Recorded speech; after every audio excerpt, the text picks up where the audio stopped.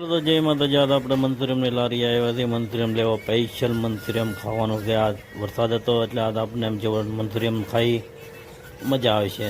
હાલો તો આજ મંચુરિયમ કેમ બનાવે એ પણ તમને પણ દેખાડીશ. મસ્ત મંચુરિયમ જોવો તમે બનાવે છે આ ભાઈ. સાઈના વાળાની તો વાત જ અલગ હોય ભાઈ. મંચુરિયમ બનાવવામાં ફર્સ્ટ કાંઈ ઘટે નહીં. તો આ રીતનું મંચુરિયમ બનાવે છે અને પાકવા પણ દે છે ને એકદમ મસ્ત સ્વાદવાળું મંચુરિયમ બને. તો હાલો તો બધા મંચુરિયમ ખાવા. તો આપણી ચેનલને લાઈક કમેન્ટ કરજો અને આવા નવા વિડીયો જોતા રહીજો.